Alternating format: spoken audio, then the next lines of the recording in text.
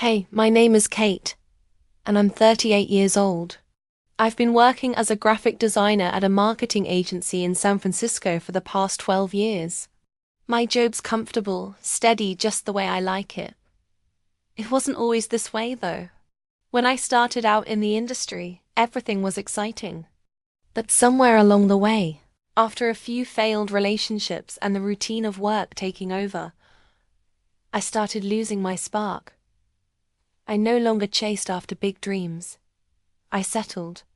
I told myself I was happy with where I was successful, independent, with no real need for romance or anything too complicated. I've had my share of relationships. Most of them ended the same way. Casual dating that fizzled out after a few months.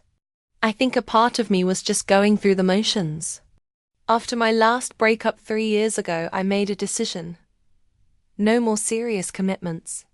The thought of giving someone else that kind of power over me, opening up to them emotionally, it terrified me. So, I threw myself into work. And honestly, it worked. For a while, I was used to living in a bubble. I had my routines. Wake up, go to work, put in my hours, and then go home to my small apartment in the city. It was peaceful, predictable, and let's face it, safe.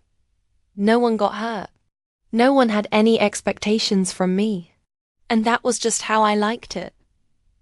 That is, until he walked into the office one morning. I'd been sitting at my desk, elbows deep in a project for a new tech startup client, completely immersed in work. The office was quiet, except for the sound of keyboards clicking and phones ringing in the background. It was the kind of morning where you didn't want to be disturbed, just finishing things up, catching up on deadlines and sipping your third coffee of the day. But then, I overheard something. A low, deep voice coming from the front lobby. "Hey, Kate," my coworker Liza called out to me from the reception area. "Daniel's here. The guy from the new client meeting. They're about to head to the conference room for a presentation, but he wanted to meet you." I blinked, surprised. Daniel? I had heard the name. He was the client we'd been working with for the past few weeks, the one who'd hired us for a branding overhaul. But I had never met him in person. I had only exchanged emails and a few phone calls with his assistant. "Well, that's a little unexpected," I muttered to myself, glancing at my monitor to make sure everything was in order. I wasn't exactly dressed for a client meeting, but I figured it wouldn't hurt to introduce myself. I walked out of my office, making my way toward the front lobby, my sneakers clicking against the wooden floors. The moment I entered the space, I saw him. Standing next to Liza, Daniel looked completely different from what I had imagined. Tall, broad-shouldered, and dressed in a tailored suit, he looked nothing like the corporate suits I had pictured in my head. His dark hair was styled neatly but not overly done, and his smile, it was disarmingly genuine. It wasn't the kind of corporate smile you'd expect from someone in his position. It was relaxed, inviting, and undeniably attractive. When he turned to face me, our eyes met and it felt like time slowed. There was a fleeting moment, just a beat, where the world around us seemed to fade into the background. I'd met countless clients over the years, but none of them had made me feel seen like this. There was something different about him.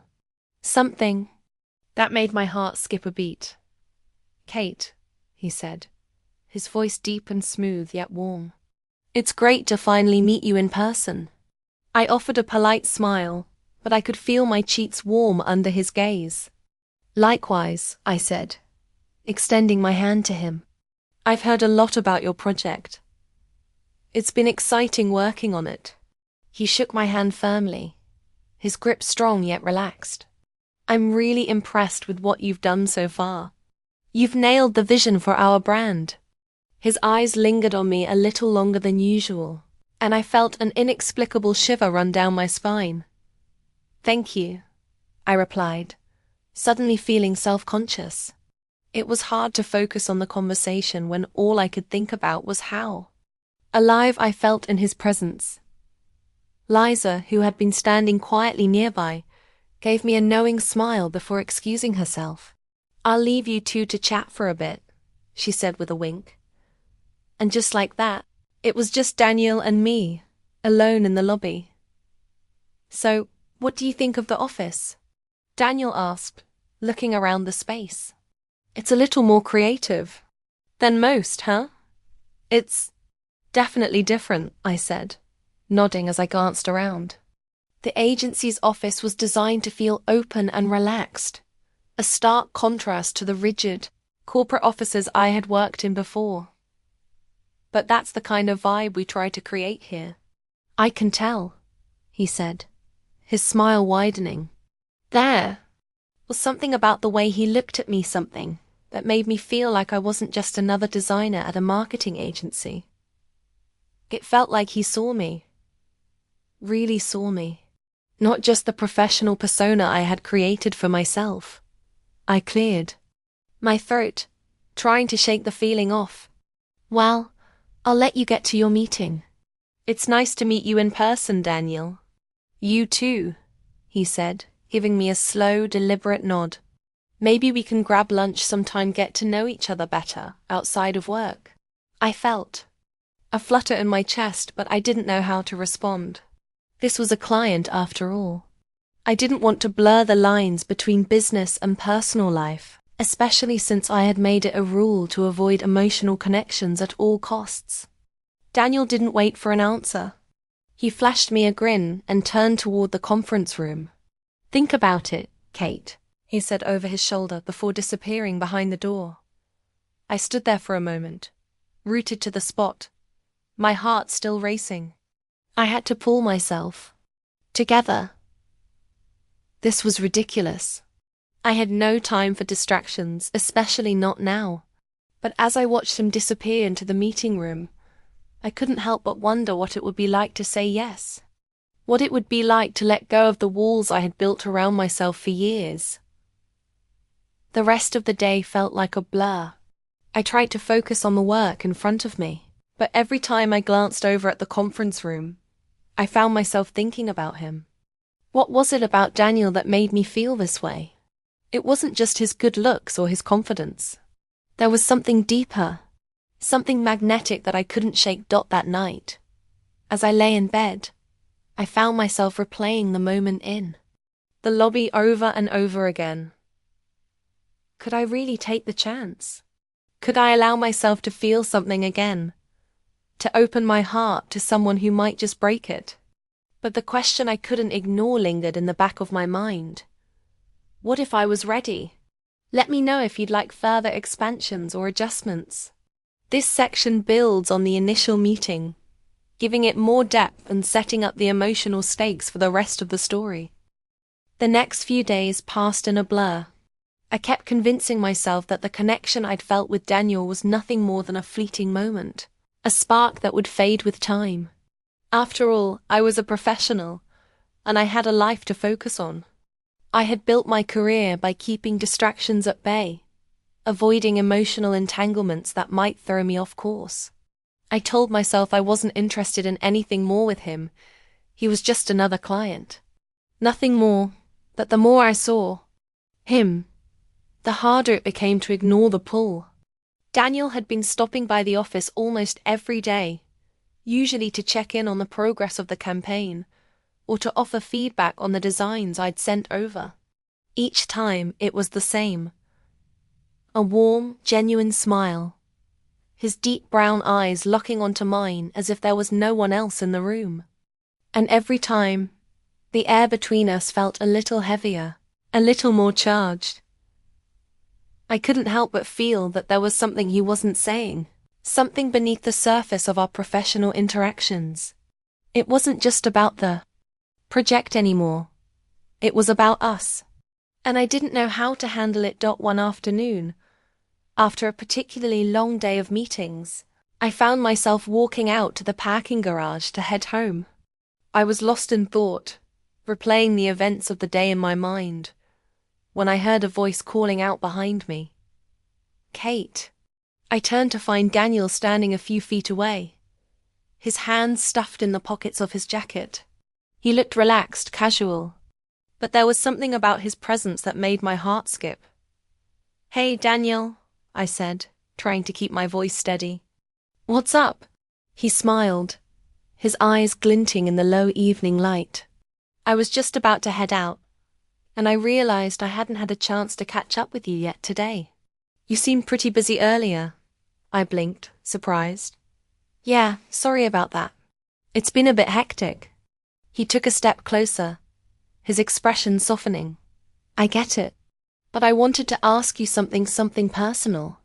My breath caught in my chest. Something personal? I hadn't expected him to say that.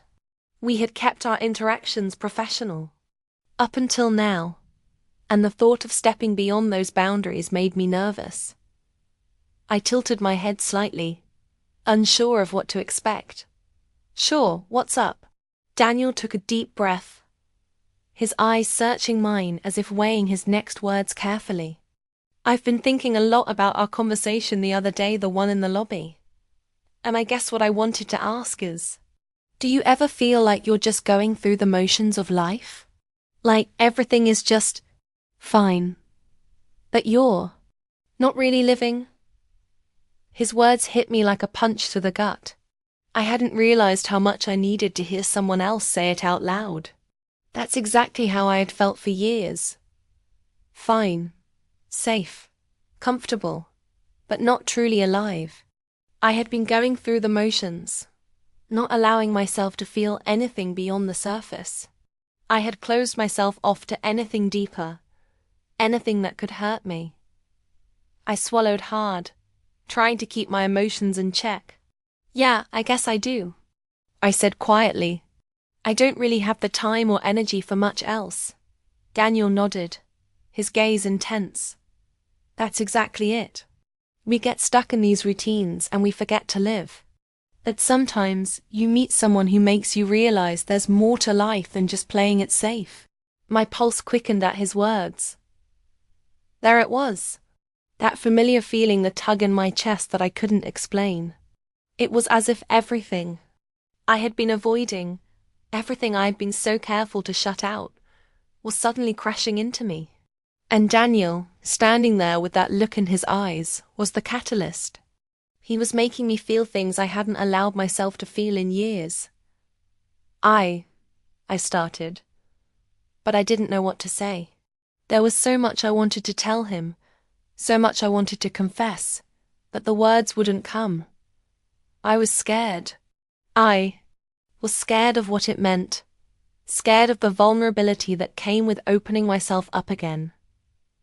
"I know this is crazy," Daniel said, his voice gentle, almost as if he could sense the hesitation in me.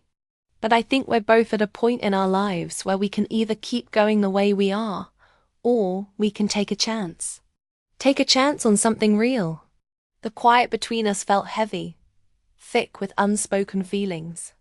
I wanted to say something, anything, but my mind was a jumble of conflicting thoughts. I had promised myself that I wouldn't let anyone back in. I had promised myself that I was better off alone. But then again, I had never felt this kind of pull before. With Daniel, it felt like I wasn't just drawn to him, I was being called to him, like fate had a hand in this. He stepped even closer, closing the distance between us, his presence overwhelming in the best possible way. "Kate, I don't want to rush you. I'm not asking for anything more than to take a step outside of the routine, to see what might happen if we let ourselves feel something real for once." His words hung in the air, and for a moment, I thought I might say something. I might take the leap. But just as quickly, the walls I had built around myself snapped back into place. I couldn't just jump into something with him. I had worked too hard to get my life to this point. To let someone in, to risk everything, seemed foolish. I wasn't ready for that. "I can't," I said softly, almost ashamed at how quickly the words had come out. I've spent so long building this life for myself. I don't want to throw it all away for something I'm not sure about. Daniel took a step back, his expression unreadable for a moment. Then, he gave me a small, understanding smile. I get it, he said quietly. But sometimes, Kate, the things we're most afraid of are the things worth fighting for. His words stung, and I felt a wave of guilt wash over me. What was I so afraid of? Was I really willing to let fear dictate my decisions for the rest of my life? I don't know if I can, I said, my voice barely above a whisper. I don't know if I can open myself up to someone again. Daniel's smile softened, and he nodded. I'm not asking you to, Kate. I'm just asking for a chance. Whenever you're ready. With that, he turned and walked toward the parking lot, leaving me standing there, my heart in my throat. I watched him go, feeling the weight of his words press down on me. I had always thought I was content with my life, with my routines. But now, standing in the stillness of the evening, I couldn't shake the feeling that I had just walked away from something that might change my life forever. This expanded version of Part 2 builds more on the emotional tension between Kate and Daniel, highlighting her internal struggle and the deepening attraction she feels toward him. It introduces a pivotal moment where Kate is faced with the choice between staying in her comfortable, controlled life and taking the risk of opening up to love. Let me know if you'd like to further expand or adjust anything. The next few days after Daniel's quiet exit from the parking lot felt heavier than they had any right to. I could still hear his words echoing in my mind. Sometimes, the things we're most afraid of are the things worth fighting for. I tried to push the thoughts away, telling myself I was overthinking everything. It was just a moment. Just one of those fleeting encounters that made the world feel like it was full of possibility, but in reality, would fizzle out with time. He was just another guy, a charming, intelligent, attractive guy. Sure, but just another guy. Nothing more. But the pull was undeniable. Every time I went into the office, his presence lingered in the back of my mind. It was like I couldn't shake him, couldn't stop thinking about the way his voice had softened when he'd spoken to me, the way he'd made me feel like I mattered. I had been avoiding his calls, too afraid of what would happen if I let myself get too close. I kept telling myself that I wasn't ready, that I didn't need anyone else in my life. I had worked hard to build the career I had, to carve out a place for myself where I could just be me, without the complications of relationships. But nothing in my life had felt as alive as the moments I spent with Daniel. And that terrified me. The night after Daniel had left the parking lot, I found myself unable to sleep. I tossed and turned in my bed, my mind swirling with doubt and confusion. I had spent so many years telling myself that love wasn't worth the risk, that it only led to heartbreak and disappointment. And now, here I was, facing an entirely new kind of fear. The fear of actually choosing love. By morning, I knew I couldn't keep running. I couldn't keep hiding behind my work, using it as an excuse to avoid feelings that were only growing stronger with each passing day. I had to make a choice. It was time to stop playing it safe. I texted Daniel. Hey, are you free for lunch today? I'd like to talk. The response came quickly. Of course. I'll meet you at the same place as last time. Noon sound good? My heart raced as I read the message. I had no idea what I was walking into. Was I making a mistake? Was I about to open myself up to something I wasn't ready for? What if I was just setting myself up for failure? But the other voice inside me, the one that had been quiet for too long, pushed me forward. What if this was the chance I had been waiting for? The one that would remind me what it felt like to live, truly live, and not just exist in the safety of routine. At noon, I found myself sitting at the same cafe where Daniel and I had shared that first drink, my stomach fluttering nervously. I arrived early, ordering a coffee and trying to steady my nerves. But the moment I saw him walk through the door, I knew there was no going back. Daniel walked in with the same relaxed confidence I had seen the first time we met. But this time, there was something different about him. His eyes were more intense, his smile more knowing, as if he understood exactly what I was feeling. He spotted me immediately and made his way over to my table, his presence filling the space in a way that made it impossible to ignore him. "Hey, Kate," he said softly, his voice low. He didn't waste any time with small talk. "I'm glad you called. I've been waiting for this conversation." "Yeah," I said, swallowing my nerves. "I think we need to talk." He sat down across from me, his gaze steady, searching. "I've been thinking about what you said the other day, about not being ready. And I understand why you feel that way. I really do. But I also know that sometimes we don't have to be ready to take the leap. Sometimes we just have to trust ourselves enough to take it." I looked at him, unsure of what to say. His words were like a lifeline, pulling me out of my fears, offering me a way forward.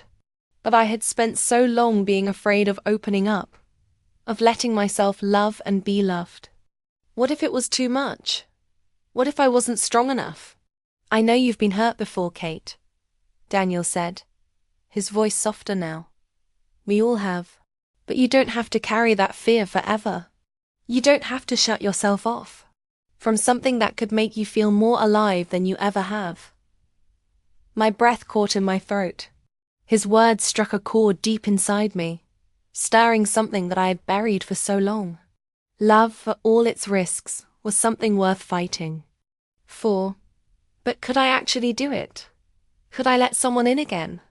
"I don't know if I can," I said, my voice shaking slightly. "I've spent so many years building a life where I don't have to take risks, where I don't have to feel anything that's out of my control." Daniel reached across the table, his hand brushing lightly against mine. The contact sent a jolt of electricity through me, a reminder of everything I had been avoiding. His touch was warm, reassuring.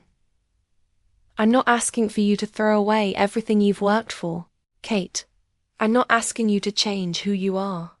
I'm just asking for a chance to be part of your life, to take a leap with me. And I promise I'll be there with you every step of the way. You're not alone in this." I felt my chest tighten as his words sunk in. There was a sincerity in his eyes, an honesty that was impossible to ignore. Maybe he was right.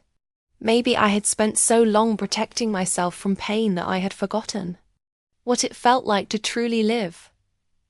I looked down at our hands, still touching on the table. I thought about everything I had built: my career, my independence, the life I had created for myself. But then I thought about the way Daniel made me feel, the way he made me want to feel again. Slowly, I lifted my gaze to meet his. "Okay," I whispered, my voice barely audible. "Let's do this. Let's take the leap." A smile spread across Daniel's face, one that lit up his entire expression. He squeezed my hand gently. "I promise, Kate, this will be worth it." And in that moment, I knew that I had made the right choice. The timing might never be perfect, but sometimes the best thing you can do is take the risk. To step into the unknown and trust that, even when it feels scary, love is always worth fighting. FOR